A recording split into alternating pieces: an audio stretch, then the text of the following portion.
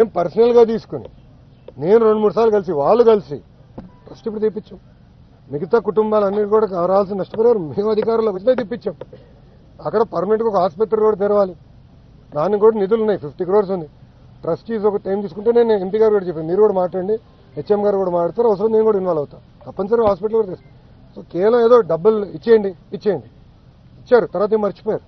అలాంటి బ్యాచ్ కాదు, జీవితాంతం గుర్తుపెట్టుకుంది. ఎందుకంటే వాళ్ళందరూ ఆంధ్రులు, తెలుగోలు, మనం కాకపోతే ఎవరు కాపాడతారండి వాళ్ళని? ఆ బాధ్యత ఇక్కడ ఉందా? మా అందరి పైన ఉంది, కేంద్రంలో ఎన్డీఏ పైన ఉంది. అందుకే 6 గంటల్లో కుమారస్వామి గారు వచ్చారండి, అది మాకున్న చిత్తశుద్ధి. ఇప్పుడు కార్మిక సంఘాలు కొన్ని రాజకీయ పార్టీలు వచ్చినాయి, వాళ్ళ నాయకులు ఎవరు నచ్చినారా? Straight question అడుగుతున్నానండి. వాళ్ళ నాయకులు ఒక్కరన్నా వచ్చారా పరామర్శించడానికి? కనీసం మాట్లాడారు ఎవరితో? వాళ్ళు మాట్లాడరు. అక్కడ కుటుంబాలతో నేను మాట్లాడుతుంటే మీరు ప్రాక్టీస్ చేయండి నేను కుటుంబాలతో నేను మాట్లాడుతున్నాను. నేను చెప్పాల్సిన కుటుంబాలకు చెప్తా. నేను కుటుంబాలు చెప్పా, వాళ్ళు ఎవరు నన్ను వాళ్ళు మళ్ళీ కలుస్తాను కూడా నేను చెప్పా.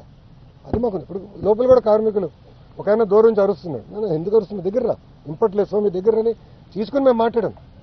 మా పోలీస్ సోదరు కంగారు పడితే చెప్పిన, ఎందుకు మీకు కంగారు, పక్కరండి అందరిని కలిసి వెళ్తామని చెప్పి కలిసిన. సో ఆ చిత్తశుద్ధి ఎన్డీఏ ప్రభుత్వానికి ఉంది. కుటుంబాలను ఆదుకునే బాధ్యత మేము తీసుకుంటాం.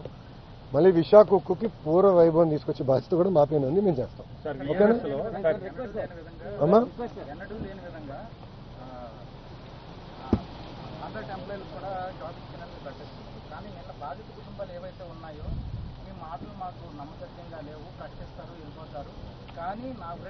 ఎవరు చెప్పారండి? ఒక నిమిషం అన్నా, మీరేమనుకోకపోతే